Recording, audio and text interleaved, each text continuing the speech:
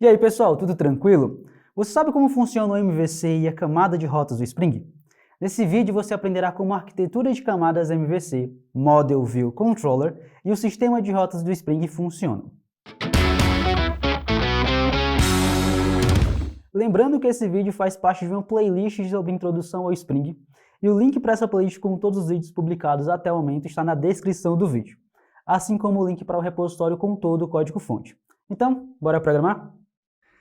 Primeiramente, o Spring, ele utiliza um padrão chamado MVC. Na verdade, ele não utiliza, né? Comumente a gente aplica esse padrão dentro de uma aplicação Spring. E o que é esse padrão? MVC é um acrônimo para Model View Controller, aonde a ideia é separar a aplicação dentro dessas três camadas e aonde cada uma dessas camadas vai ter uma diferente responsabilidade dentro do sistema. Então nós temos a camada M, que é o model, ou modelo, que é uma camada que vai ser responsável por toda a parte de acesso ao banco de dados. Geralmente, dentro de aplicações Spring, essa camada é subdividida em duas coisas diferentes, né? Duas subcamadas diferentes. A camada de modelo e a camada de repositório, ou model e repository.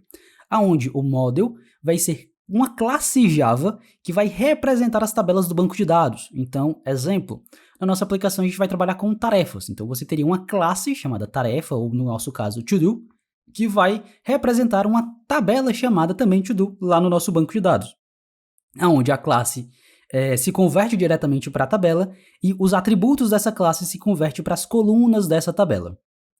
Porém, o model tem apenas essa única responsabilidade, representar a tabela do banco. Para a gente conseguir fazer as operações no banco de dados, como salvar esses objetos, recuperar esses objetos, deletar ou atualizar os objetos no banco, a gente utiliza a outra subcamada, que é a de repositório ou repository. Vai ser também uma classe Java, só que utilizando toda a estrutura ali do Spring, que vai nos prover os métodos necessários para realizar essas operações no banco. Depois nós temos a camada de View. A camada de View, ou camada de visualização, ela vai ter a parte pela qual o usuário final vai interagir, ou seja, o código HTML, o CSS ou JavaScript, né? No geral, a gente refere-se principalmente ao HTML, que vai ser o nosso template. Então, é o que no final das contas vai ser renderizado para o usuário lá no navegador. E por fim, nós temos o controller. Então, o controller ele vai ser a camada ali intermediária que vai colar essas duas camadas, né? O model e a view. Então, o controller ele vai lidar com toda a parte da dinâmica de request e response, ou seja, de requisição e resposta na web. Então, ao usuário realizar uma requisição, um determinado código ali da camada de controller será executado e ele vai fazer o que tem que fazer. Então, sei lá, vai buscar os dados no banco e vai passar esses dados lá para a view, que vai ser renderizada para o usuário, fazendo uma listagem do que está cadastrado lá no banco de dados, né? Esse tipo de coisa, ou então vai receber os dados da requisição e cadastrar uma nova tarefa lá no banco. Então, o controller ele vai ter justamente essa cola, né, que vai juntar essas duas camadas e lidar com toda a dinâmica de request e response, beleza? Então, basicamente, isso é o MVC. E aí, você está gostando do que viu até agora? Se você quer se especializar ainda mais em desenvolvimento back-end, a Trinov é o lugar ideal para você. Somos uma escola especializada em formar desenvolvedores, possuímos mais de 15 anos de experiência no mercado e já formamos mais de 200 mil alunos. Em nosso portal você encontra formações sobre as principais linguagens e tecnologias e falamos de uma maneira muito mais completa sobre todos os assuntos que você está vendo nesse vídeo. Então clique no link na descrição e faça já a sua matrícula. E aqui dentro da aplicação, né, como é que a gente vai separar isso?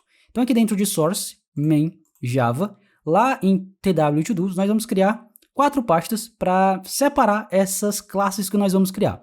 Então nós vamos ter a Models, onde nós vamos criar as nossas classes de modelo. Nós vamos ter a Repositories, onde nós vamos ter as nossas classes de repositório. Nós vamos ter a classe Controllers, onde nós vamos ter os nossos controllers. Eu disse 4, mas na verdade vão ser só 3, tá? Porque a camada de view, ela já está pronta aqui dentro de Resources Templates, tá bom? Então, dentro dessa pasta Templates é onde nós vamos colocar nossos códigos da camada de view, ou seja, os códigos HTML.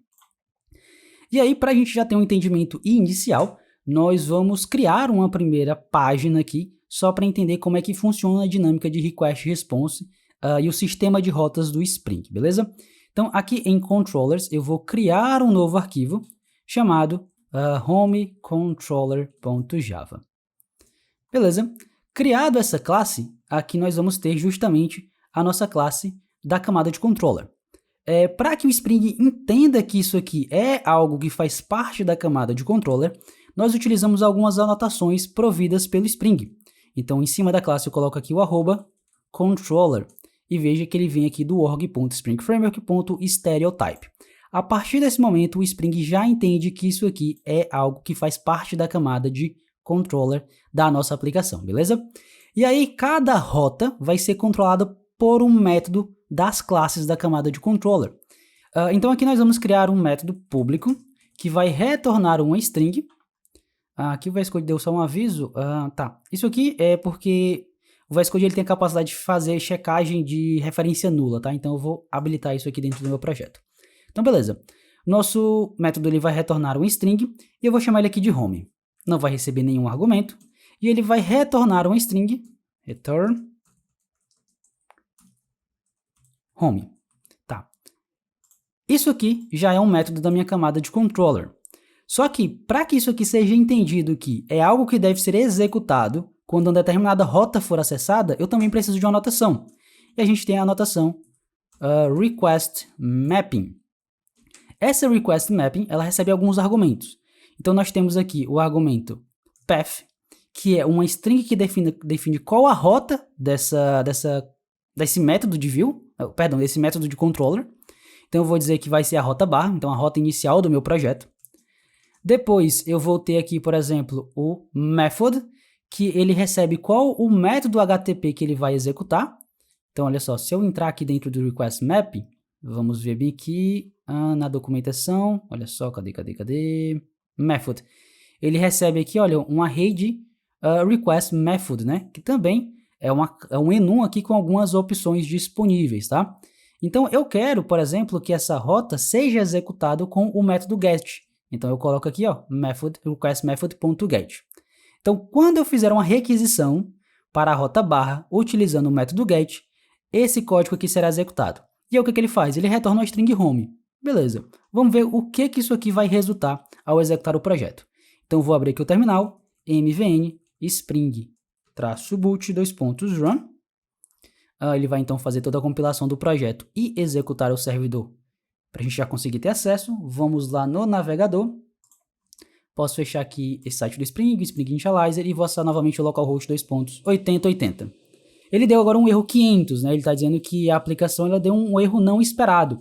Ele está dizendo aqui, olha, error resolve template home. Template might not exist or might not be accessible by any of the configured template resolvers.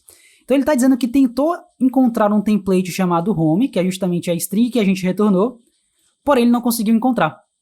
Isso porque quando a gente faz um retorno de uma string, o que a gente está retornando não é o que tem que ser exibido no corpo da resposta HTTP, mas sim o template, o nome do template que ele vai procurar. Então, olha, vamos aqui em Resource, Templates, e vou criar um arquivo chamado home.html. Aqui dentro eu vou colocar apenas um H1 chamado Olá, Treina Web.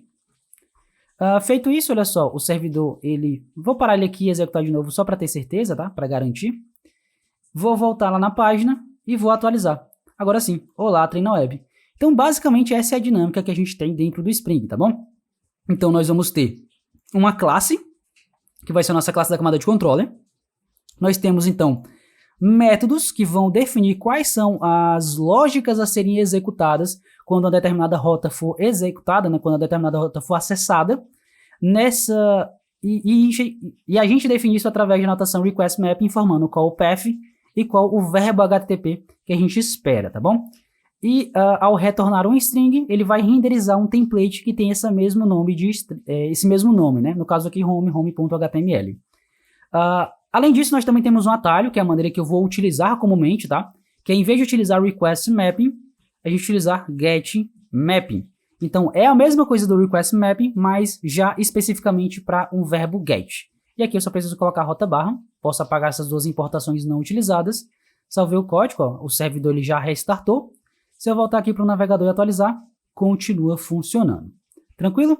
Então, basicamente é isso, tá? É isso que a gente tem aqui para falar no vídeo de hoje, sobre, basicamente, o padrão MVC, Model View Controller, né? Entender essa separação das camadas da aplicação, e é a maneira que a gente vai utilizar aqui dentro do projeto, e também entender como é que funciona essa dinâmica das rotas do Spring e da camada de controller. Tranquilo? Bom, pessoal, se você gostou do vídeo, não esqueça de curtir e compartilhar com todo mundo que você conhece que está aprendendo sobre programação. Caso tenha ficado alguma dúvida ou queira dar alguma sugestão, coloque nos comentários que iremos responder a todos. Até a próxima!